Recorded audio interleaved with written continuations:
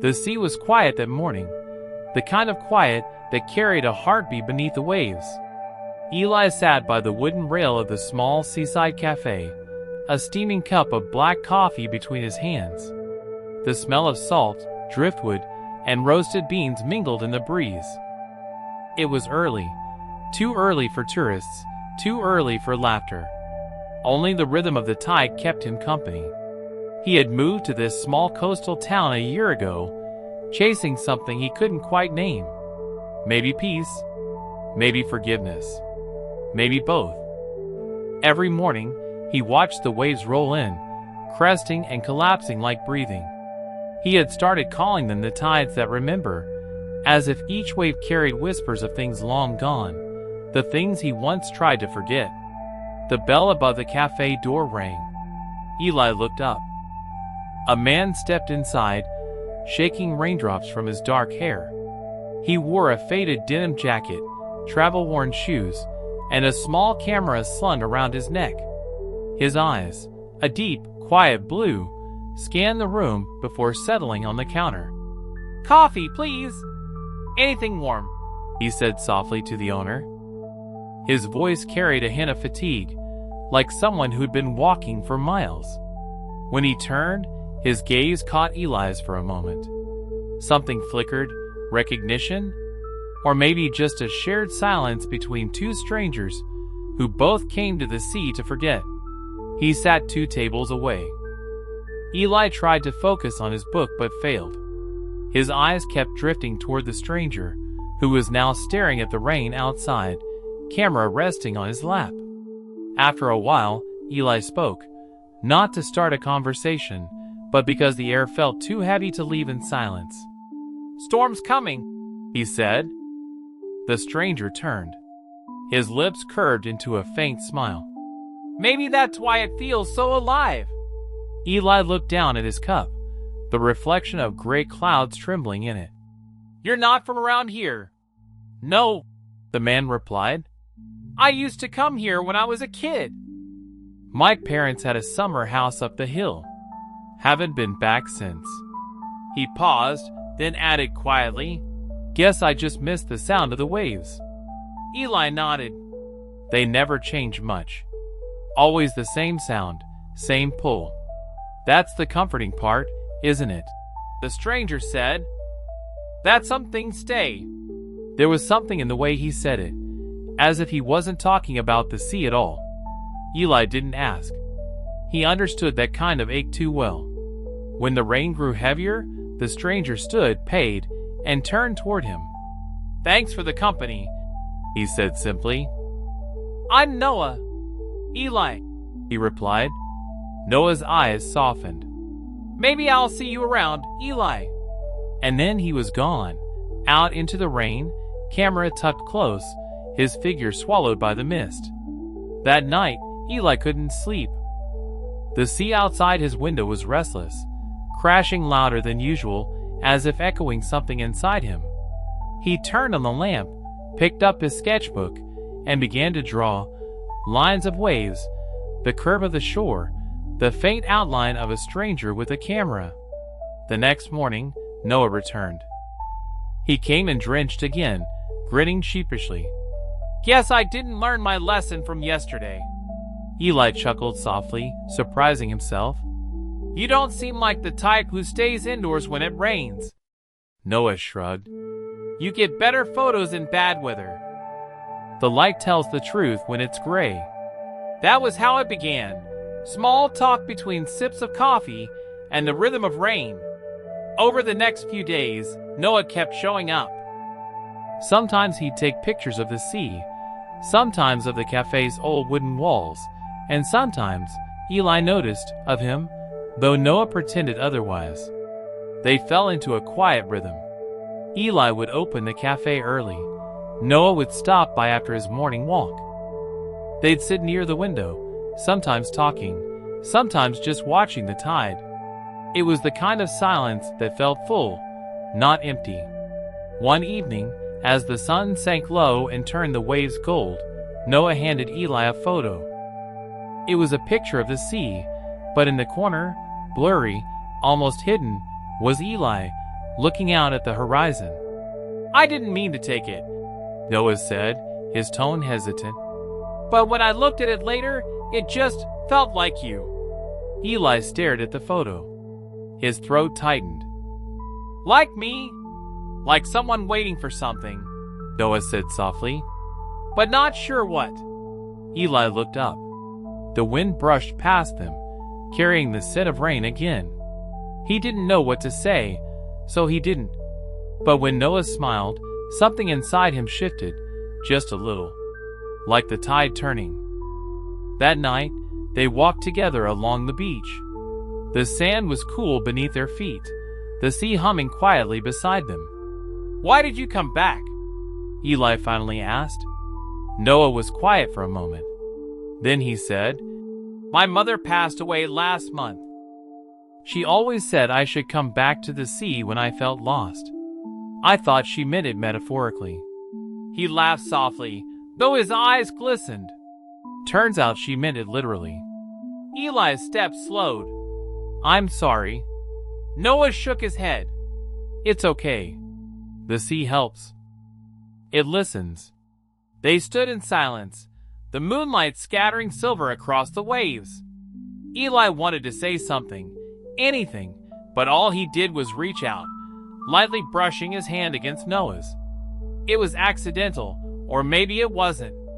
Neither of them pulled away. As the days passed, their connection deepened, not through grand gestures, but through the quiet things. The way Noah always brought an extra muffin, by accident. The way Eli started brewing a second cup of coffee without being asked. The way they shared glances that said more than words could. But behind the warmth, there was a question neither asked. What happens when Noah leaves? The sea, after all, keeps no one. The rain didn't stop for 3 days. The sea was a dull gray mirror, stretching endlessly under the low clouds. Tourists stayed away, boats remained moored, and Eli's cafe grew quieter with each passing hour. But Noah kept coming. Sometimes he'd sit by the window, camera idle, just listening to the storm. Other times he'd help Eli close early, drying chairs, and wiping windows fogged by salt air. They didn't speak much, but the silence between them grew softer, like the hush between waves. On the third night, the power went out. Eli lit a few candles, and the cafe filled with a faint golden glow. The storm outside was loud, but inside it felt like time had slowed. Noah was leaning against the counter, watching the flame dance. "You know," Noah said quietly, "when I was little, I used to be afraid of thunder. My mom would tell me that thunder was just the sea clapping for the rain." Eli smiled faintly. "That's oddly comforting." "Yeah," Noah murmured.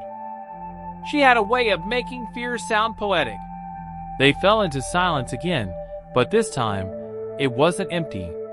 The flickering candlelight painted warmth across Noah's face, and Eli caught himself staring, not at the beauty of the scene, but at the peace he felt being part of it. "You miss her," Eli said softly. Noah nodded. "Every day." There was a long pause before Eli whispered, "I lost someone too. A few years ago. Not to death, but it felt like it." Noah's eyes lifted to meet his. "Someone you loved." Eli's throat tightened. "Someone I thought I'd love forever." Turns out forever doesn't always last that long. Noah didn't say anything. He didn't have to. The way his hand brushed lightly over Eli's, tentative, wordless, said enough. The storm raged on outside, but inside that small cafe, something fragile began to take root. The next morning, the storm passed. The world outside looked washed clean, the air crisp, the sand smooth, the ocean sparkling with early sunlight. Noah arrived later than usual, hair still damp, a camera strap slung loosely around his neck. "I took a walk," he said. "The sea looked new today." Eli handed him a cup of coffee. "New?" "Yeah," Noah said with a half smile. "Like it forgave something." Eli leaned against the counter, watching him. Do you believe the sea forgives? I think it remembers everything, Noah replied, but it doesn't hold it against you. That line stayed with Eli long after Noah left. In the following days, life settled into a rhythm that felt almost sacred. They spent mornings at the cafe, afternoons walking the beach, evenings on the old pier watching the sun disappear. Noah would photograph the same view over and over, the curve of the shoreline, the glimmer of waves at dusk, claiming that light never looks the same twice. Sometimes, he'd photograph Eli too, though always quietly, like he didn't want to disturb something delicate.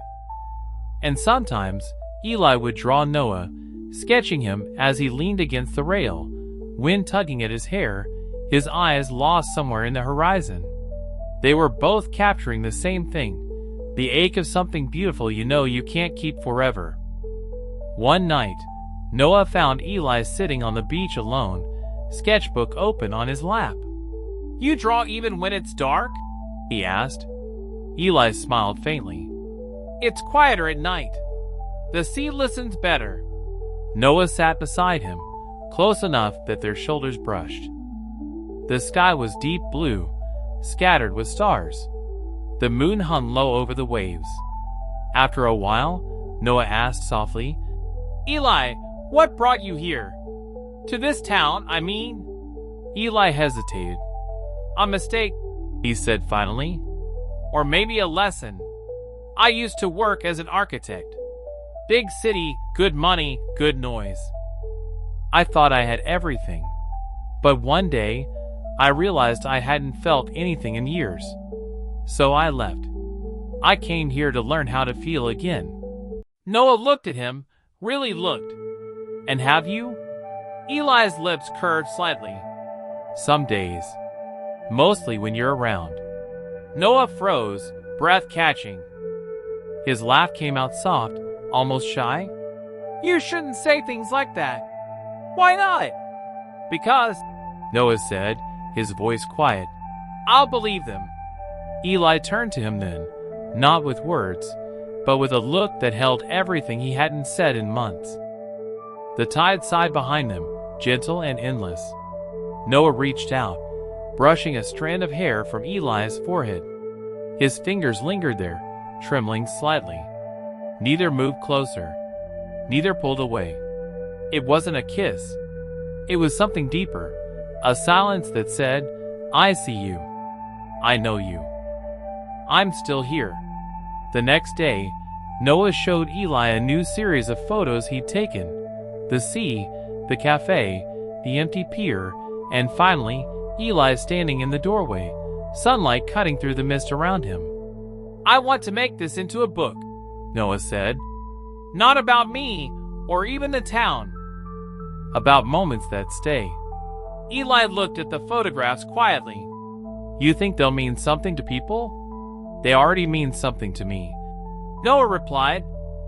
And before Eli could respond, Noah added softly, You do too. It was a simple sentence, but it landed like a wave, gentle yet unignorable. That evening, a letter arrived for Noah. Eli found him standing outside, reading it under the fading light. When Noah looked up, his expression was different, distant, uncertain. It's from a gallery, he said. In the city. They want me to exhibit my work next month.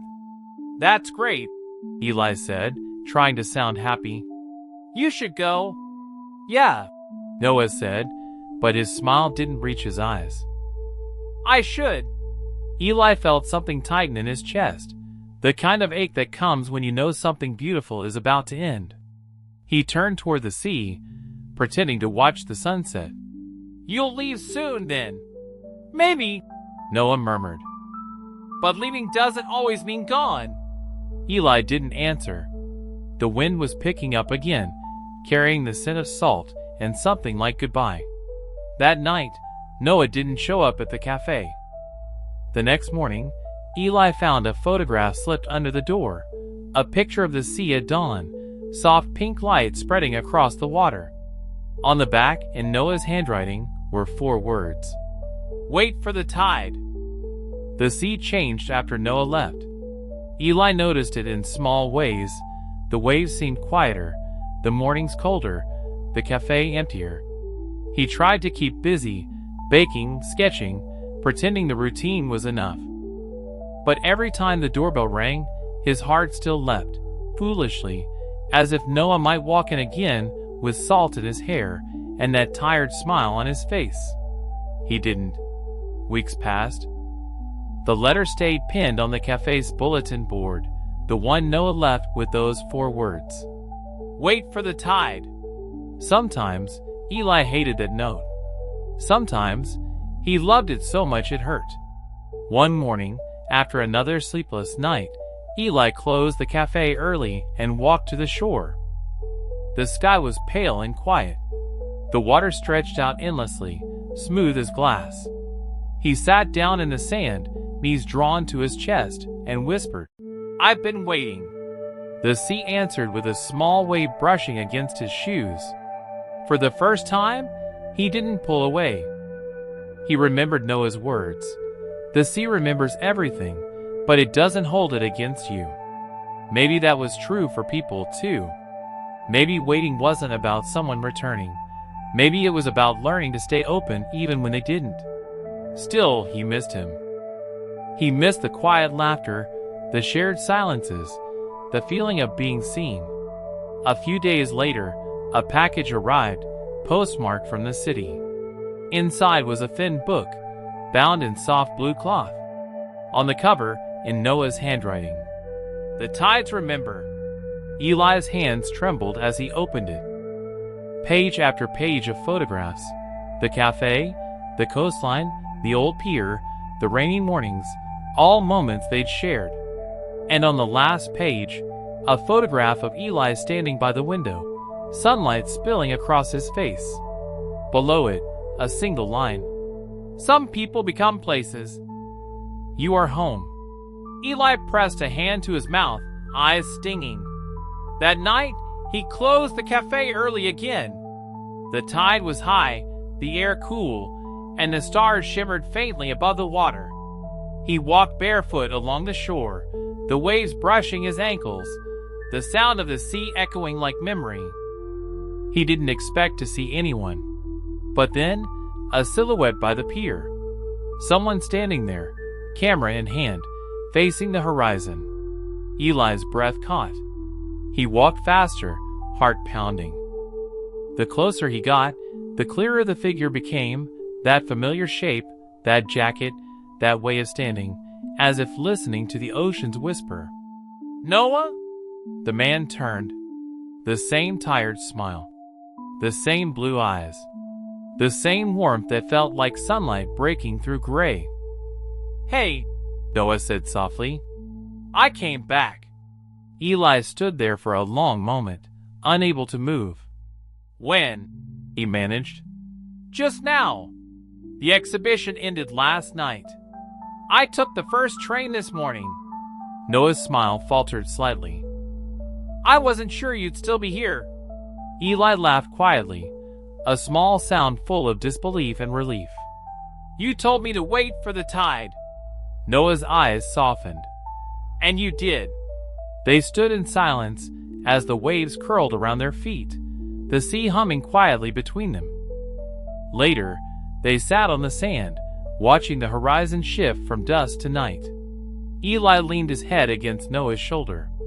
Noah's hand found his, fingers cold but steady. I thought you'd forget, Eli said. Noah shook his head. I tried. The city was loud, bright, but it didn't sound right. Every photo felt empty until I looked at them and realized all of them were about you. Eli smiled faintly. You make everything sound poetic. That's just the truth, Noah said. You make things quiet again. For a while, they said nothing. Just listened. The sea, the wind, the soft thud of waves folding into shore. Then Eli whispered, Do you think it's possible to start over? Not like before. Just better. Noah looked at him, eyes reflecting the moonlight. With you. always. And this time, when their hands met, they didn't let go. Days turned to weeks. Life settled again, not back to what it was, but to something gentler, more certain. Noah moved into the small room above the cafe. His camera found new stories, morning light on coffee cups.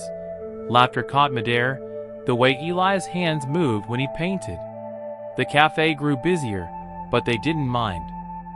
The sound of conversation mixed with the sea breeze, and every evening they'd close early just to sit by the shore, letting the tide wash over their feet. Sometimes they talked about the past. Sometimes they didn't need to. The silence between them had changed. No longer the space between strangers, but the comfort of knowing someone would always stay. One evening, months later, Noah handed Eli a new photograph.